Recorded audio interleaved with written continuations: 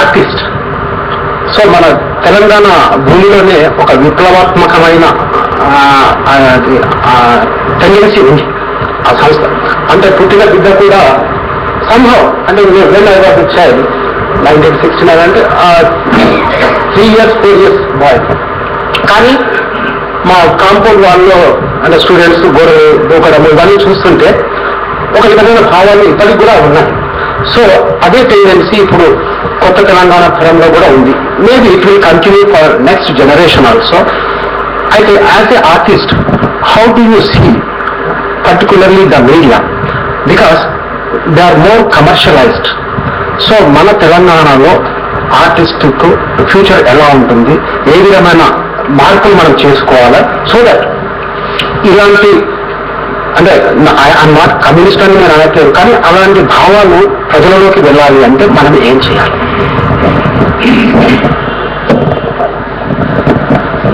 Brother, మీ మొదటి ప్రశ్నకు నా టూకీగా సమాధానం నేను చెప్పే ప్రయత్నం చేస్తాను. పోతే నా అంతరంగంలో ఉన్న భావాలు కూడా చెప్తాను.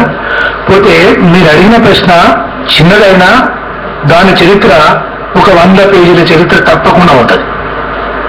డీటెయిల్గా చెప్పాలంటే అంత పెద్దగా వెళ్ళాలి. ఆ డిస్కషనే చాలా చాలా సీరియస్గా జరుగుతుంది. ఆ డిస్కషన్ అనేది చేస్తాను. ఎందుకంటే నా వయసు 60 సంవత్సరాలు దాటింది, చేయగలను నేను. కానీ సందర్భం ఇది కాదు కనుక టూకీగా కొన్ని ప్రశ్నలు నేను ఎందుకు వేయాలి అనే దానికి మాత్రమే చెప్తాను. నేను ఓటు వేయలేదు, నా ఓటు ఎవరో వేస్తున్నారు. అక్కడ నా ఓటుకి ఏమీ ఉంది. ₹1 కోటి పెట్టి ఓట్లలో దిగిన వాళ్ళు 10 కోట్లు సంపాదిస్తున్నారు. వాళ్ళు ఏం చేస్తున్నారు? నేను వేయకుండా నా ఓటు అమ్ముడుపోయినప్పుడు ఒకటి. ఇంకోటి ఏమంటే ఒక వ్యక్తి 42 ఓట్లు వేసి నా ముంగడ కనబడ్డాడు. 42 ఓట్లు ఒక్కడే వేసాడు. అప్పుడు నేను ఎందుకు వేయాలి ఓటు అనిపించింది. నేను వేయకుండా నా ఓటు వేస్తున్నప్పుడు ఎందుకు వేయాలి ఓటు అనిపించింది. పోతే ఏమి తెలియని వ్యక్తి అన్నా దండం పెడతాను నేను ఓట్లకు నిలబడ్డని అని చెప్పి వచ్చిన ఒక యూనివర్సిటీ విద్యార్థి ఈ రోజు ఆయన కేవలం ₹1,00,000 ఇల్లు ఉంది, నా ప్రత్యక్షంగా ఉన్నాడు. ఈ రోజు 10 కోట్ల ఆస్తి సంపాదించి కూర్చున్నాడు. నేను ఎందుకు ఓటేయాలి? ఆ డబ్బంతా ఎవరిది? ఎక్కడికి వెళ్ళిపోతున్నది? ఏమన్నా విలువ ఉందా ఓటు కదా? ఏం లేదు. తీరాలు పోయిన తర్వాత మెజారిటీ మైనార్టీతో నేను ఓటేసి ఒక నెగ్గిస్తే మెజారిటీ మైనార్టీలలో వాళ్ళు ఓట్కపోతారు. దానికి విలువ లేదు. ఇది ఇంకా డీటెయిల్గా ఏమవుతుంది ఈ దేశంలో అంటే తమిళనాడు రెడ్డి చదివిన రాసిన పుస్తకం చదవాల్సిందే. ఎందుకు మేము ఓట్లు బహిష్కరిస్తున్నాము? అప్పుడు మీకు ఇంకా డీటెయిల్ తెలుస్తుంది. నేను ఇన్ని రకాల కారణాలతోటి నేను మాత్రమే లేదు, మా ఇంట్లో వేసుకున్నారు నేను అభ్యంతరం చెప్పలేదు. చాలా ఉంది దాని గురించి మాట్లాడితే. సందర్భం ఇది కాదు కనుక నా వ్యక్తిగతమైన అభిప్రాయం అని అక్కడ ఉండిపోయింది. నాకు ఎట్లా మాత్రం ఈ ప్రపంచం అంటే నేను కథ రాసినాను. డ్రైవరు బయలుదేరిండు, యాక్సిడెంట్ అయింది, హాస్పిటల్లో ఉన్నాడు. Lorry driver, bus driver, lorry driver. భార్య వచ్చి ఏడుస్తుంది, నా భర్త ఏం తప్పు చేసిందని. ఆ భర్త దగ్గర ఏడుస్తున్నప్పుడు కారణం ఆమె చెప్తుంది. ఆమె ఏమంటదంటే, నా భర్త ఇప్పుడు చచ్చిపోతే కారణం ఏమేమంటే ఎవరెవరంటే నా భర్త నిర్లక్ష్యం చేసినది కాదు, తాగలేదు, డ్రైవ్ చేసిండు, యాక్సిడెంట్ అయింది, వచ్చి హాస్పిటల్ పడ్డాడు, దిక్కేవారు అన్నప్పుడు రోడ్డు కారణం అని అంటాం. రోడ్డు కారణం ఏంది? గుంతలు ఉన్నాయి, రోడ్డు చేయలేదు సరిగ్గా, రోడ్డు బాగలేదు. ఇంకోటి లారీ కారణం. ఆ లారీ 12 ఏళ్ల వరకు దాన్ని మాత్రము ఏమవుతుందో చూడలే. 12 ఏళ్ల లారీ ఒకటి. రెండో కారణం. మూడో కారణము నిద్ర లేకుండా ట్రిప్పులు కొట్టించడం ఘోరం, మూడో కారణం. నాలుగో కారణము తిండి సరిగ్గా లేదు. ఐదో కారణము. ఇక ఎన్ని కారణాలు చెప్పుకుంటూ వచ్చినానట్టు వచ్చి వీటన్నిటికీ కారణం ఎవరు? వీటన్నిటికీ కారణం మన ప్రభుత్వమే అవుతుంది, పాలకులే అవుతారు. ప్రతి ఒక్కదానికి ఒక కారణం అంటూ ఉంది. రోడ్డు బాగలేకపోతే ప్రభుత్వం జోడిపోతారు ఎందుకంటారు. దాంట్లో ప్రభుత్వం కూడా భాగం. ఎందుకంటే రోడ్డు మంచిగా వేయించలే. ఈనాడు మురికి నీళ్లు తాగి అందరికీ రోగాలు వస్తున్నాయి, జాండీస్ వస్తున్నాయంటే కారణం ఎవరు? ప్రభుత్వం అంటే నవ్వుతారు అతను. నన్ను ఎట్లా ప్రభుత్వం అవుతారా? డ్రైనేజ్ ఖరాబ్ అవుతుంది, డ్రైనేజ్ ఎట్లా ఖరాబ్ అయింది, నీళ్ళని మంచిగా వస్తున్నాయి, దాన్ని కూడా ప్రభుత్వమే కారణం. ఇట్లా చూసుకుంటా పోతే ప్రతి దానికి వెనుకాల ప్రభుత్వమే కారణం అవుతుంది. ఇది ఉట్టిగా మారదు. ఈనాడు కేసీఆర్ ఎన్ని మాటలు చెప్పినా నేను మాట్లాడుకుంటూ అన్నాను. సినీ ఫీల్డ్లో ఏం చేసేది చెప్పాలి 9 నెలల సంగతి. టీవీలో డైరెక్ట్ అడిగాను, 9 నెలల సంగతి సినీ ఫీల్డ్లో ఏం చేసిండు. ఈనాడు సినిమాకు సంబంధించి నన్ను ఎన్నుకున్నా అంటే కేసీఆర్ గురించి పొగడతారు, అది నేను ప్రశ్నిస్తున్నాను అడిగాను. ప్రతి దానికి ఒక కారణం ఉంటుంది కదా సార్. అవి ఉట్టిగా పోవు అంటే ఎట్లా పోతాయి మరి అంటే సమూలమైన మార్పు రావాలి, దానికి విప్లవం రావాలి. ప్రతి ఒక్కరు అమ్ముడుపోతున్నారు. ఎంత సిద్ధాంతాలు చెప్పి నేను ఏం తినా స్వచ్ఛందంగా ఉంటానని చెప్పిన వ్యక్తి కూడా ఒక దశలో దొంగతీరుడు అయిపోతున్నాడు, లంచాలకు మరుగుతున్నాడు, ఆయన కొనేసుకుంటున్నారు. ఈ దశలో కోర్టులు వింటున్నారు. నాకు తెలిసిన జడ్జిలను చూపిస్తారు. ఒక భూమి 50 ఎకరాల భూమి కేసులో వస్తే జడ్జి అమ్ముడుపోయిన రోజులున్నాయి. మీకు ఎవరి ఉన్నది ఈ చాలా కాలంలో చాలా చూసింది మీరు. జడ్జి అమ్ముడుపోతున్న దశ లోపల న్యాయం ఎవరు నిలబెడతారు? ఎక్కడ నిలబడుతుంది న్యాయం? నేను ఎందుకు ఈ దశలో ఓటేసి ఒక నిలబెడితే జడ్జి అమ్ముడుపోతున్నారు, మినిస్టర్లు అమ్ముడుపోతున్నారు, అందరూ అమ్ముడుపోతున్నప్పుడు ఎలక్షన్ లాభం నిలబెట్టే లాభం అని చెప్పేసి నాకు ఎప్పటి నుండో అనుమానాలు వస్తున్నాయి అన్నట్టు. నాకు వ్యక్తిగతంగా ఏమనిపించిందంటే ఎవరు నిలబెట్టినా ఇదే అవుతాడు. 10 కోట్లు పెట్టినోడు 100 కోట్లు సంపాదిస్తుండు, ₹1,00,000 లేనోడు 10 కోట్లు సంపాదించిండు. ఇట్లా ఎంతమంది ఉన్న ఉదాహరణ తీసుకుంటా అంటే చెప్పడానికి వీలేదు అన్నట్టు. వీళ్ళకి ఎట్లా వస్తున్నాయి డబ్బులు, ఎట్లా పోతున్నాయి ప్రత్యక్షంగా చూస్తున్నాను ఆ లైఫ్లో. అక్కడ నేను నారద అయిపోయో, ముఖం మార్చుకోనో, ఇష్టం లేకనో నేను వ్యక్తిగతంగా ఆగిపోయి ఉన్నా. అది ఏమన్నా కానీ నేను పౌరుని కాకపోతే కాదు ఈ దేశంలో అని అనిపించింది. అది సమాధానం. పోతే ఇంకో ప్రశ్న మీరు అడిగింది ఏదంటే ఆర్టిస్ట్ తర్వాత ఏంటి ఆర్టిస్ట్ రోల్ అని అడిగారు. చాలా మంచిది. దాని గురించి దీని గురించి అయితే తర్వాత కూడా మనం మాట్లాడతాం. ఓట్ల విషయానికి వస్తే మీరందరూ కూడా ఆశ్చర్యపడుతుండొచ్చు. 60 ఏళ్ళకి వచ్చింది ఒక ఓటు వేయాలంటే ఏంది ఇక పౌరుడే నాది. మా ఆయమ్మ ఉండే అమ్మ, ఆమెకి ఎక్కడ గుర్తింపు లేదు. బండ చాకరీ చేసింది, మాకు సేవలు చేసింది. మా పెద్దనాన్న భార్య ఓట్ల వరకు వేసి కూర్చుంటాం. ఎందుకు వేసి కూర్చుంటుంది అంటే నేను మనిషిని. ఆమెకు అది ఒక్కటే తెలుసు. ఎవరికి వేసినాడంటే మనం ఎవరు చెప్తే అలాగేసి అది వేరే సంగతి. కానీ ఓటాలకు వేసి కూర్చుంది మనిషిని, నేను ఓటేయాలి. అక్కడ మాత్రమే గుర్తింపుంది. కానీ తన కొడుకు ఉద్యోగం రాలేదు, మాకు ఉద్యోగం రాలేదు, ఎవరికి ఉద్యోగం రాకుండా ఎప్పుడు అడిగేది మాత్రం కాదు. ఎందుకు ఇట్లయితున్నానో తెలియదు. మా అమ్మ ఎప్పుడు దేవుడికి నమస్కారం చేస్తుంటారు. ఆమెకు అంతే తెలుసు, ఈయనకి ఇంతే తెలుసు. ఆమె కూడా భక్తురాలు ఎవరైనా చెప్తున్నారు సంగతి. క్వశ్చన్ చేసే ఆస్కారం వాళ్ళకి లేదు, వాళ్ళు వెలువరు. ఇది ఇచ్చేసి ఆ ఓటు వచ్చి ఆయన ఎవరు మాట్లాడి అమ్మా దండం పెడితేనే బాగున్నావానే నీ కాలు మొక్త నాకు ఒకటే అన్నాడు. ఆయన కాలు మొక్కిన మొక్తాను మాకు ఒకటే కానీ ఆ తర్వాత జీవితంలో ఎప్పుడూ రాలేదు. ఆ హనుమంతరావే మా అన్న ఆపరేషన్లో ఉన్నాడు, ఉట్టిన కోసట్టుకు గుండె అని చెప్పేసి నేను తలడిల్లిపోతున్నా కేర్ హాస్పిటల్. ఆయనకి ఏం లేదు, ఇక్కడ వస్తే ఆ డాక్టర్ ఉన్నదా ఏవో చూడాలని. ఆయన చిన్న గ్యాస్ ట్రబుల్ వస్తే 1.5 months దాకా బండబెట్టిండు. ఎప్పుడు వస్తానని భయం అవుతుంది. పోయి నేను గట్టిగా కేకలేసి ఎవరైతే నేను ఇంపార్టెంట్ వ్యక్తులు ఆయన తెలిసిన అది మీరు నాకు తెలిసిన ఎట్లా మీరు పీడిఎస్ పనిచేసింది కదా, నువ్వెవరు? నేను పలానా. ఏం సార్ మీరు డాక్టర్ అయ్యింది ఇట్లా, మీరే డాక్టర్ డిపార్ట్మెంట్ కదా, మా అన్నని రిలీజ్ చేయండి అంటే వదిలిపెట్టి లేకపోతే వస్తుంది. అప్పుడు హనుమంతరావు అక్కడే ఉన్నాడు. నాకు ఒకసారి పలకరిస్తారేమో, ఆ డాక్టర్ని చూపిస్తారేమని నా హాస్పిటల్ నుండి నా కేకలే పడిపోయి ఉడుకున్నా, రోజు కూడా ఉడుకున్నా. ఆయనకి ఏం కాలేదు, వదిలిపెట్టండి, కొయ్యకండి, అతను చంపకండి, మా అన్నం చంపకండి, ఆయనకి ఏం కాలేదు అని. కొలెస్ట్రాల్ ఎక్కడ ఉంది, ఎందుకు గుండె వస్తాడు అంటే వాడు ఇన్నే.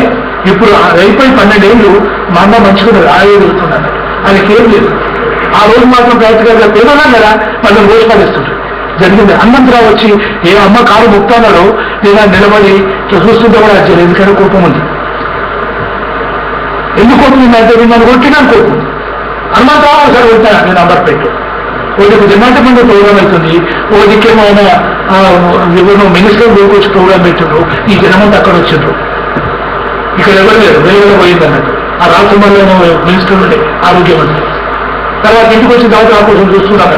ఎప్పుడు వస్తాడు నేను అడుగుదాం కొడదామని. కమ్యూనిస్ట్ స్థాయి కమ్యూనిస్ట్ వాడుకోవడం మీదకి వచ్చినాడు. నేను ఒప్పుకుంటాను. ఇది బరాబర్ నడిచింది. కొడితే 3 రోజుల వరకు లేవలేదు, పడ్డారు, బచావాలి అన్నాడు. అయిపోయింది. ఆ కోపం 30 వరకు పెట్టుకొని ఎప్పుడో జరిగింది 75లో అది పెట్టుకొని ఆ మా అన్నని మాట్లాడితే బాగుండే, ఒక్క డాక్టర్ చెప్తే బాగుండే అంటే సపరేట్కి వెళ్ళిపోయింది వాడు. వెళ్ళిపోయిన తర్వాత నేను కేకలేసి ఆ డాక్టర్ని పట్టుకొని పిలువంటే ఆయన ఎవరైనా మాట్లాడితే ఏడాది డిపార్ట్మెంట్ అంటే అప్పుడు పిలిస్తే మాట్లాడితే నన్ను గుర్తుపట్టి నేను రేపటి వరకు నేను రిలీజ్ చేస్తాను పంపిస్తే ఇంటికి. ఇప్పుడు మంచిగా సార్ అట్లా ఉంది. నా ఓటేసిన పద్ధతిని నా హనుమంతరావు కూడా నాకేం చేయలేదు. ఇట్లా వ్యక్తిగతంగా నేను అనుకోండి, నా రాజకీయాన్ని అనుకోండి, నా రాజకీయ నేను అభిమానించే రాజకీయ పార్టీ అనుకోండి. అట్లా జరిగింది కదా. నేను అభిమానించే రాజకీయ పార్టీగా ఉంటే అభిమానించేది వాళ్ళు ఏ గంట నేను కూడా కదా, అది వేరే విషయం లేదు. అట్లా ఉంది సంగతి. ఈ నటన గురించి ఆలోచన చేద్దాం. నేను కుమరం భీం పాత్ర పోషించడానికి అంబర్పేట నుండి యూనివర్సిటీ వరకు కాళ్ళకు చెప్పులు లేకుండా పరిగెత్తేవాడిని, యూనివర్సిటీ తిరిగి మళ్ళీ వాల్సి వచ్చేవాడిని. ఎందుకంటే కాళ్ళు గట్టిగా అయితేనే కానీ రేపు అడవిలో నేను నడవలేను అని అట్లా గట్టిగా చేసుకున్నా నేను. శకుంతల కూడా నా అందరూ యాడ్ చేసింది, నాకు ఈయన భార్యలాగా నాకు అక్కలాగా యాదగిరి గారికి. అయితే ఆమె నడుస్తుంటే కాళ్ళకు రాళ్ళు ఉచ్చుకపోతున్నాయి, డాన్స్ చేసినట్టుంది, చెప్పు లేకుండా నాకు అదేం లేదు. పరిగెత్తున్నా, దున్నుమంటే దుంతున్నా. నేను ముందు ప్రిపేర్ కాకపోతే ఆ క్యారెక్టర్ వేసేవాడిని కాదు. అట్లా జరిగింది అక్కడ. అయితే తెలంగాణలో కూడా ఆర్టిస్టులు లేరా అంటే ఉన్నారు, వందల మంది ఆర్టిస్టులు ఉన్నారు. మొన్న తెలంగాణ పోరాటం అప్పుడు వచ్చిన కళాకారులు, గేయకారులు అద్భుతం అన్నట్టు. వాళ్ళు ప్రతి ఒక్కరు రచయితలేతారు, ప్రతి ఒక్కరు ప్రోత్సహిస్తే. ఇప్పుడు వాళ్ళకి ఏం ప్రోగ్రాం లేకుండా అయిపోయింది. ఏ ప్రోగ్రాం వేయాలన్నా 4,000 5,000 తీసుకుంటుంది. రాసుకొచ్చేవరకు రసమయ బాలకృష్ణ 3 లక్షల రూపాయలు తీసుకుంటారు కూడా అయింది. మన రసమయ బాలకృష్ణ మాట్లాడుకుంటే టీవీలో ఎవరుండో తెలంగాణలో హీరోలు ఇవ్వడం అన్నాడు. నేను అప్పుడే మన తెలంగాణ నాకు ప్రోగ్రాంలు వచ్చినప్పుడు ఒక కళాకారుడు ప్రజల గుండె తెలిసినోడు, సాహిత్యం తెలిసినోడు, తెలంగాణ హీరోనే లేనట్టున్నాడు. ఆయన అట్లా మాట్లాడడం నాకు నచ్చలేదు అని చెప్పేసి టీవీ ముఖంగానే చెప్పేసిన. మళ్ళీ ఈయన వచ్చి పలకరించి చేసి అన్నా నమస్తే అని చెట్లు చేయకపోతున్నాడు సంగతి చెప్తున్నాను. ఉన్నారు కళాకారులు, వాళ్ళని ఎట్లా మనం పైకి తీసుకురావాలి. హీరోయిన్లు ఎలా ఉన్నారు, ఊళ్ళలో ఉన్నారు, కళాకారులు ఉన్నారు, ఆర్టిస్టులు ఉన్నారు, పాటగాళ్ళు ఉన్నారు, పాట వార్తలు ఉన్నారు, నటులు ఉన్నారు. వీళ్ళందరినీ పైకి తీసుకురావాలంటే ఏం చేయాలని ఆలోచన చేయాలి. ఏ ప్రొడ్యూసర్ ముందుకు వస్తలేదు. ఎందుకంటే కేవలం 3 జిల్లాలు 4 జిల్లాలు మాత్రమే సినిమాలు ఆడతాయి, మిగతా జిల్లాలో సినిమాలు ఆడాయని భయం ఉంది వాడు. 10 కోట్లు ఖర్చు పెట్టామంటే ఈ 10 కోట్లు ఎట్లా బయటికి రావాలి, మళ్ళీ ఏం చేద్దామని ఆలోచన చేస్తున్నారు. ఈ 10 కోట్లు బయట రావాలంటే 4 జిల్లాలలో రావు కదా. అందుకని ఎవరు ముందుకు వచ్చి సినిమాలు చేస్తలేరు. కథలు లేవా, అద్భుతమైన కథలు తెలంగాణకు.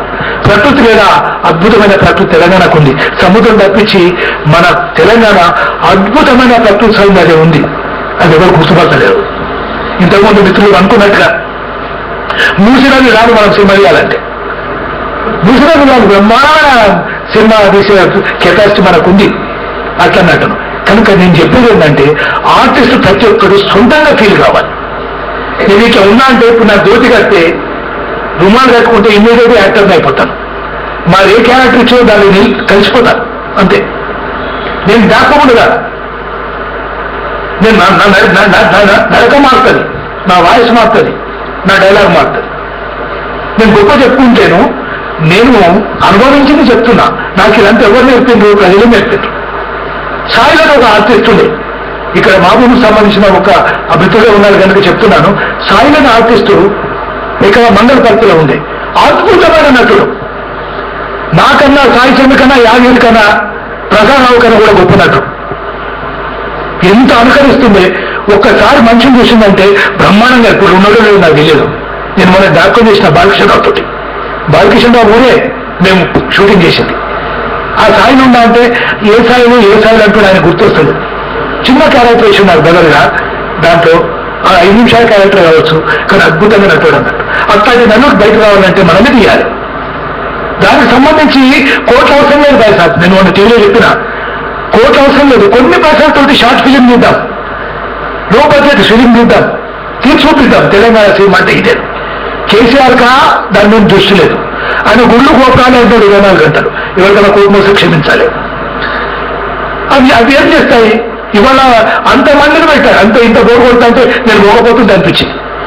ఎంతమందిని పెట్టిండు, 1000 పండుగలు తీసుకొచ్చి వాళ్ళు 40 మంది అయితే మేము 20 మందిని, 40 మందితో ఏమో మార్పించేమో చేసి అది ఆయన వ్యక్తిగతమైన విషయం కావచ్చు. ఇప్పుడు నాకున్నట్టుగానే కానీ ప్రజలకు ఉపయోగపడాలి. అడుగులో నీళ్ళు లేవు, జాతులు నశించిపోతున్నాయి, మంచి లెక్క కడగబడుతున్నారు. కేపీహెచ్బీ కాలంలో ఉన్నా నా ఇంట్లో నీళ్ళు లేవు, నేను నీళ్ళు కొనుక్కొని తాగుతున్నా. ఈ నీళ్ళు కొనుకమే, ఆమె తాగి నీళ్ళు కొనుకమే, వేరే నీళ్ళు కొనుకమే. ఇది చూడ నువ్వు ముందు అని చెప్పి నేను మొన్నా. ఇది చూడు ముందు, నీళ్ళు కంచి మంచినీళ్ళు నువ్వు కనీసం, తర్వాత నువ్వు అన్ని లేవు. నువ్వేం చేస్తావు? ఆడ అడవి లోపల ఆదివాసులు నశించిపోతుంటే, సవరణ జాతాపులు నశించిపోతుంటే, జాతులు నశించిపోతుంటే, ఆడ కుమ్రండి మీద ఇది 200 ఎకరాలు భూమి తీసిన ఇది యాత్రాస్థలం మీద ఏమని కావాలి? యాత్రాస్థలం కుంటాలని అది చేస్తా అంటున్నాడు. నేను ఇలా కథ రాసిన ఒకటి, ఎవరేస్తాడో నాకు తెలియవచ్చని. కుంటాలట్టు పెట్టినాడు వేస్తున్నా అంటే అది అవసరమా నీకు? ఆ ఊర్లకు నీళ్లు కావాలి ఆ అడవికి అని చెప్పి అది కావాలన్నా తాగనీళ్ళు అడుగున్నాను నేను చూసినాను కదా. కిందికి నది మారిపోతుంటది, పటాల మీద జనం ఉంటారు, అలా తాగడానికి నీళ్ళు లేవు, ఆడికెళ్ళి నీకు వచ్చిపోయారు జనం అయిపోతారు వాళ్ళకు. 5 కిలోమీటర్లు నడుస్తారు కిందికి వాళ్ళు 4 గుండెల నీళ్ళ కోసం. నేను ప్రత్యేకంగా చూసిన కనుక చెప్తున్నా. నేను కుమరం భీమ్ అనే పిల్లలు నవల రాసిన. అది రావడానికి కారణము నాకు సాహు రాజయ్య ఉపయోగపడ్డా నేను చూసిన జీవితాల గురించి రాస్తూ ఆ నవల రాయడం జరిగింది అన్నట్టు. దాంట్లో రాసినాను ఏంది ఇంత కష్టపడతారు వీళ్ళని. అది ఎవరు చూస్తున్నారు కదా సార్, డాక్టర్లు లేరు, తిండి లేదు, ఉంటే దున్నలే లేకపోతే అయితేనే ఇంకా వాళ్ళకి తిండి లేదు, ఆకులే అలాలు. నేను ఈ ఆకులు అలాలు తిండడం కోసము వాళ్ళు ఏం తిని రోగాల పాలవుతుండ్రో అని 3 నెలలు రీసెర్చ్ చేసిన. కెమెరా తీసుకొని పోయి ఆ రూట్స్ ఆకులు ఈకులు అన్ని చేసిన. అప్పుడు నాకు తెలిసింది వాళ్ళ జీవిత విధానం ఇంత దారుణంగా వస్తున్నారు. ఎవరు చూస్తున్నారు? ఎవరు చూస్తలేదు. అది కూడా ఆర్టిస్ట్ అయినాడు. ఆర్టిస్ట్ యొక్క బాధ్యత ఏంటంటే ప్రతి ఒక్క దాంట్లో ఇన్వాల్వ్ అయిపోవాలి.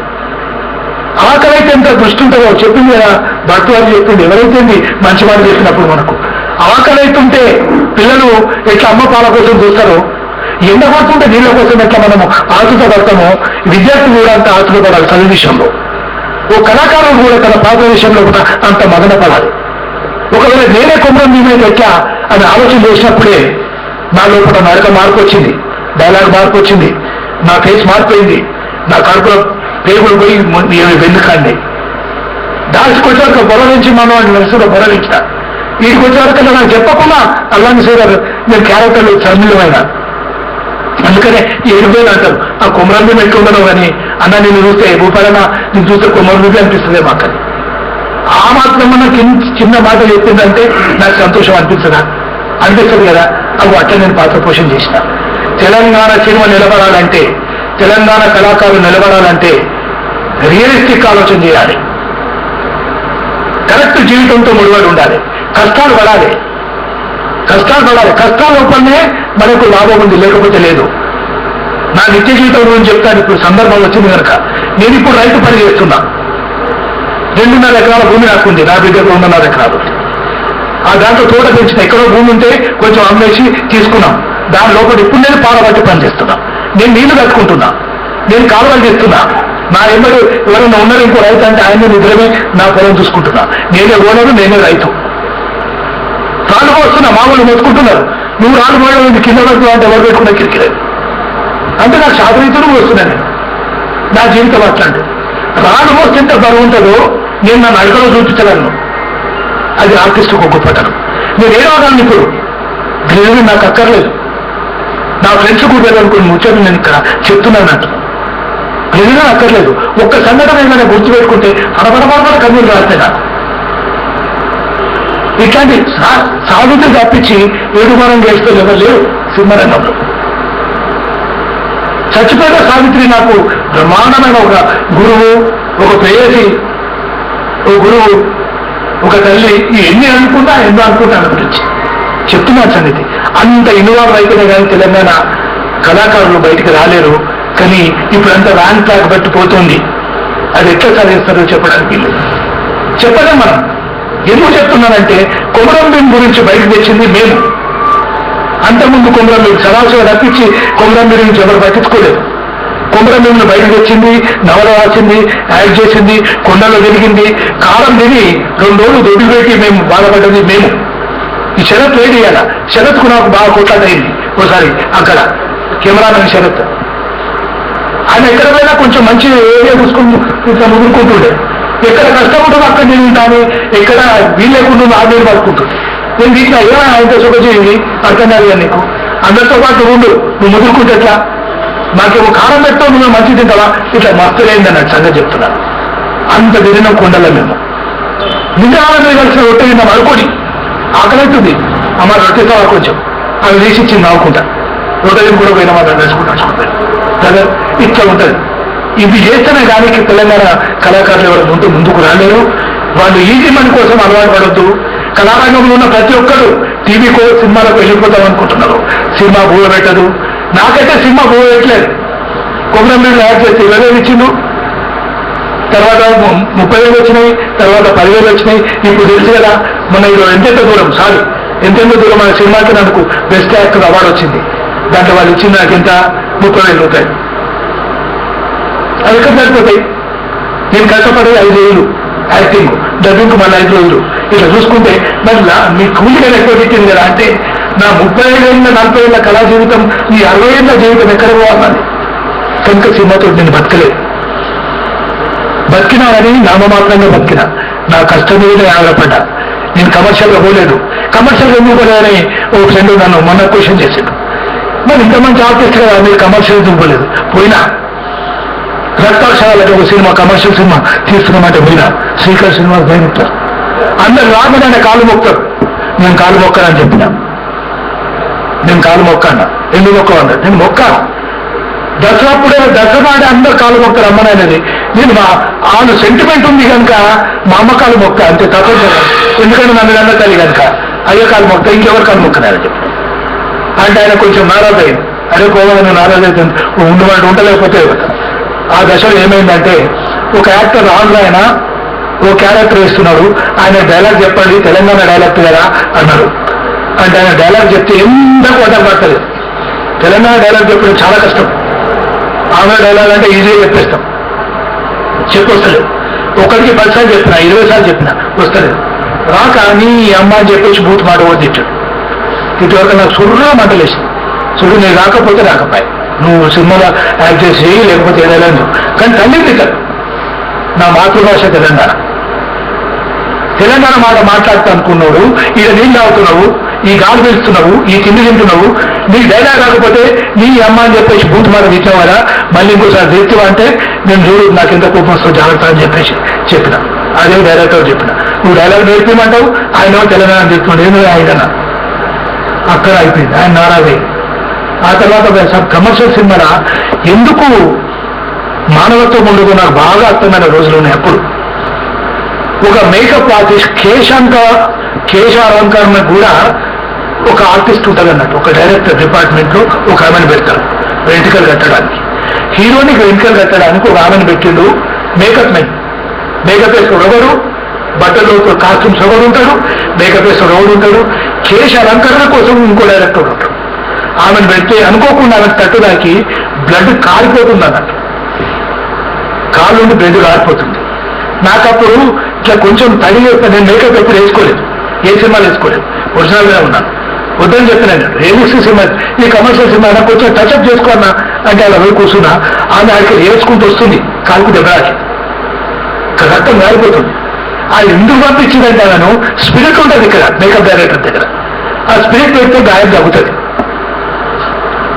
పిలుచుకోవడం వస్తే అది వస్తున్న వరకల్లా ఏమైంది అన్న ఈ దెబ్బలాకింది కాకు బా అని అంటుంది. ఏం పెట్టాలి? నేను వెళ్తే సరళంగా ఉంటుంది, పెట్టాలన్నా నేను మంచిగా వెళ్తా. ఏం బోతు మాట్లాడి డైరెక్ట్ ఆమెను వేస్తుంది. వీడేమో హాస్యం పరిష్కారం ఇద్దరు పోటీ పడి ఆమెను ఈ ఇండైరెక్ట్ మాటలతోటి మస్తు సతాస్తున్నట్టు. 1 నిమిషం అయింది, 2 నిమిషాలు, 10 నిమిషాలు, 20 నిమిషాలైనా ఆ స్పిరిట్ ఇవ్వడం బయట పెట్టారు. నేను మేకప్ గుంజాడు పడేసి, అరే మీరు మనుషులారా, మీరు ఇదా మీ సంస్కృతి? ఏం మాట్లాడితే నాకు అర్థమైతే లేదా, ఆమెకు అర్థమైతే లేదా, బుర్ర ఉన్నానికి ఏమన్నా అని గట్టి వేసే వరకల్లా యూనిట్ అంతా షూటింగ్ కాడ ఉన్నదంతా ఇక్కడ తిరిగి చూస్తున్నారు. ఏమైందంటే చూడయా ఇది సంగతి ఇట్లా జరిగింది. ఇట్లా ఇదే కమర్షియల్ సినిమా అంటే ఇట్లా ఉంటుందా అని చెప్పేసి వదిలిపెట్టే వరకల్లా ఇక వాడు మేకప్ డైరెక్టరు నారాజే, డైరెక్టరు నారాజే, నీకెందుకైనా గొడవ అంతా అంటారు. మరి కమర్షియల్ సినిమా పోయినప్పుడు మనిషిగా కూడా ఉండొద్దు అన్నప్పుడు నాకు బాధ అనిపించింది. ఇట్లా కొన్ని సంఘటనలు నన్ను చాలా వేటాడి. నేను ఇబ్బంది వెళ్ళిపోయి అడగలేదు. దాసనారాయణరావు ఉన్నాడు, రా మీకు నేను మంచి క్యారెక్టర్ ఇస్తాను, నేను అది చేస్తాను. నేను పోలేదు దాసనారాయణ దగ్గరికి. ఎందుకు పోలేదంటే కమర్షియల్ సినిమా ట్రీట్మెంట్ 2-3 సినిమాలు నేను చూసి నాకు అనిపించింది నాకు తిండికి లేకపోతే పోతా. తిండిన్నది నాకేం, నేను తినేది నాకు ఏ అలవాట్లేవు, బుక్కెడు అన్నం ఒక రొట్టెనే కావాల్సింది అని చెప్పేసి అది అనుకున్నా. వీళ్ళు ఎవరైనా వస్తేనే, నాకు స్క్రిప్ట్ నచ్చితేనే, అది దేశానికి ప్రజలకు ఏమైనా ఉపయోగపడితేనే యాక్ట్ చేస్తున్నా, లేకపోతే నేను యాక్ట్ చేస్తలేదు. ఎందరో అన్నాడు, చాలా మంది మంచిగా నశోటించా అన్నాడు. సినిమా అప్పుడు ఓంపురి అన్నాడు, పాత సినిమాలో యాక్ట్ చేసినప్పుడు నువ్వు రారాదు అడ్రస్ వచ్చాయి బొంబాయి వచ్చేసాయి నీకు మంచి అవకాశాలు ఉన్నాయి అంటే మా ఇక్కడ ఆటో చూడదు అన్న అనుకుంటా నష్టం దాంతో నువ్వు కూడా ఆర్ట్ ఫిలింలో యాక్ట్ చేస్తావు కదా నాలాగా నువ్వు కూడా ఆర్ట్ ఫిలిం కదా అన్న తెలిస్తే ఒక ఛాలెంజ్ అవుతుంది కదా ఎవరన్నారు అన్నాడు అంటే నేను చూస్తే నాకు అట్టే అనిపిస్తాను నేను ఆర్ట్ కమర్షియల్ ఏం లేదు అన్నిట్లో వెళ్తాను నా శుద్ధించాడు అని చెప్తున్నాను నేను అంటే కదా నేను తక్కువగా వేసుకున్నాను తర్వాత శబానా ఆజ్మీ నేను కో యాక్టర్స్ అవి నాతో చాలా చనువుగా ఉండేది మేము ఇద్దరు యాక్ట్ చేసినాం కనుక దాన్ని మాడికి పిలిచేది దగ్గర తీసుకునేది ఏదో మాట్లాడుతుంటుంది అయితే అంత క్లోజ్ ఉంది కదా అని నాకు ప్రేమ అనిపించింది దాని మీద అని నేను తర్వాత హైదరాబాద్ ఒకసారి వచ్చినప్పుడు నేను ప్రత్యేకంగా ఆమెను కలవడానికి వెళ్ళినా చూడండి నేను హీరోనయ్యి ఇప్పుడు హీరోనయ్యి అప్పుడు అయ్యి సినిమా రంగంతో తెచ్చుండి చెప్తున్నాను సినిమా వాళ్ళు ఎట్లుంటారని పోయి ఆమెను కలిసి నేను భూపాలని కూర్చున్నాను అన్నా అంటే భూపాల ఆ రైలు డబ్బులు కదా రైలు డబ్బులో ప్రయాణం చేసినప్పుడు నువ్వు కూడా ఒక ప్యాసింజర్ లెక్క కూర్చున్నావు కదా అదేనా అన్నది నాకు మొత్తం లేదు అంత క్లోజ్గా ఆ రోజు మాట్లాడినావు 1.5 month ఉన్నాము నేను ఇప్పుడు నుంచి మాట్లాడుతుంటే నన్ను ఏమంటున్నావు నువ్వు అంటే రైలు డబ్బాల ప్రయాణంలో కూడా ప్యాసింజర్ కదా అదేనా నువ్వు అంటున్నావు అని చెప్పేసి నాకు మస్తు బాగా అనిపించి సప్లై కాల్కులేసి వచ్చిన అది నన్ను గుర్తుపట్టి మర్చిపోయి కమర్షియల్లో ఉన్న వాళ్ళు ప్రతి ఒక్కరు ఎంత పని చేస్తారు నేను నా ఉన్న ప్రతి ఒక్క క్యారెక్టర్ని గుర్తుపెట్టుకుంటా మా మిత్రులు పెద్ద డైరెక్టరు ఇక్కడ మాట్లాడుతున్నాము మాట్లాడిందో నేను మాట్లాడిన ఆయన మాట్లాడి దిగిపోయినాము ఆడ ఉన్న ఆ డైరెక్టర్ కాస్ట్యూమ్ చూసి అతన్ని గుర్తుపట్టలే నేను కేవలం ఫోన్ తీసుకొని ఈడ 6 ఉన్నారు ఈ 6 పేరు ఇప్పుడు చెప్పాలని పెట్టినాయి ఆయన కొంచెం బాధ అనిపించవచ్చు మేము ఇద్దరమే కాదు కదా ముగ్గురమే కాదు కదా అది ఇంకా 6 కూర్చొని ఉన్నారు మా ముందు వాళ్ళ సంగతి ఏంటి వాళ్ళు ఎంత కష్టపడితే మా ముందు సినిమా దాని సినిమా తయారైంది అని చెప్పి చెప్తూ వస్తే ఇక అట్లా ఉంటుంది అన్నట్టు వ్యవహారం మా సినిమాలో అట్లా ఉండదు ఒక చోట తిన్నాము ఒక చోట పడ్డాము మా మోహన్ కూడా చెప్పేది ఈ రోజు కలిసి మనిషికి 12 రూపాయలు పడదట భోజనం చేస్తే భోజనం చేసి ఒక చోట పడుకున్నాం స్పెషల్ ఏం లేదా నేను నా పక్కన నాగరు పక్కన యాదగిరి పక్కన మోహన్ కూడా తర్వాత వాళ్ళ పిల్లలు తర్వాత ఇట్లా ఓట్లను తింటామంటారు మాకు స్పెషాలిటీ ఏముంది అందుకనే మేము తగిన దగ్గర ఉందనేమో అనిపించింది అది ఇంకా చెప్తూ పోతే చాలా ఉంటాయి ఒక్కొక్కటి ఎన్నుకుంటుంటే జ్ఞాపకం వస్తుంటాయి ఇక వెళ్ళిపోతే స్కూల్ ఎక్కినట్టే రైలు ఎక్కినట్టే ఉంటుంది ఇప్పటికీ చాలా టైం తీసుకున్నాము ఇంకేమైనా ప్రశ్న ఉంటే అడగండి ఏదైనా వ్యక్తిగతంగా అయినా సార్ చెప్పండి సార్